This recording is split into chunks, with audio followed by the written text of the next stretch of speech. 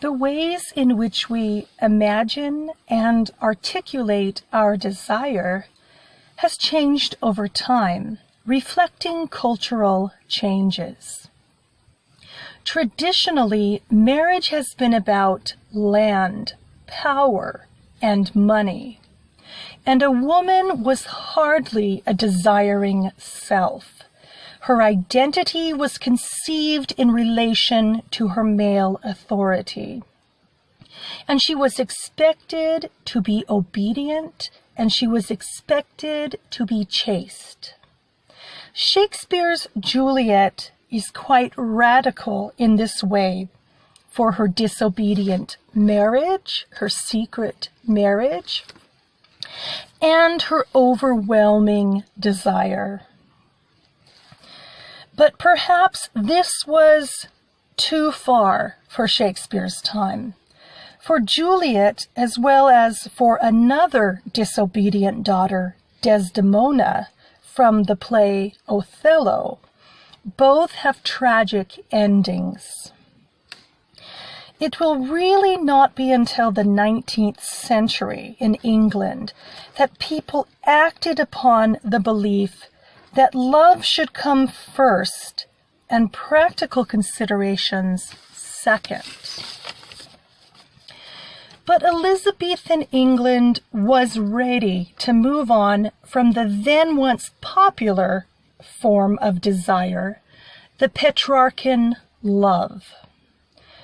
Petrarch was a 14th century Italian love poet who was most famous for his sonnets to Laura. As Mercutio mentions in Act 2, Scene 4. In the Petrarchan nature of desire, the love is primarily a function of language alone, and the lover tries to display a poetic virtuosity, mostly in paradox-strewn language. Romeo's love for Rosaline is based on this model or nature of desire, one of unattainability, paralyzing intensity, frustration, joy and grief, love and hate. It was once powerfully original, but by the time of Shakespeare, it was considered worn out and cliché.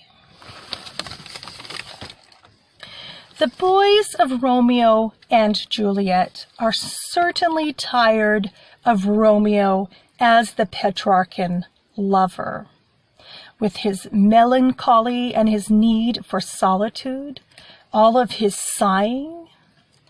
When Mercutio thinks that Romeo is freed from all this, he speaks. Why, is not this better now than groaning for love?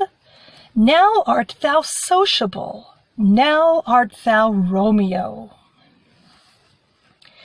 The Petrarchan love was seen as effeminizing, and it took away Romeo's desire to fight.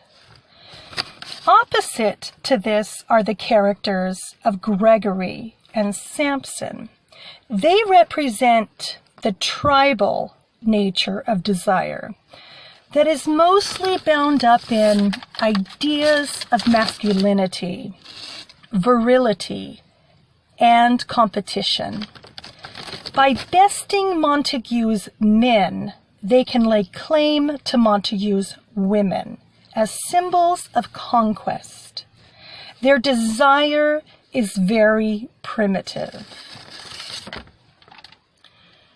Romeo and Juliet is a new form of desire, one that is about love of intellectual appreciation and physical passion. But this new form of love doesn't come without years of baggage. In Act 3, Scene 2, Juliet speaks. Come, civil knight, thou sober-suited matron, all in black, and learn me how to lose a winning match played for a pair of stainless maidenhoods. Hood my unmanned blood, bathing in my cheeks, with thy black mantle, till strange love grow bold. Juliet is asking the night to cover her and to calm her, like a falconer uses a hood to cover and to calm a bird. Hood my unmanned blood, bathing in my cheeks, with thy black mantle, till strange love grow bold.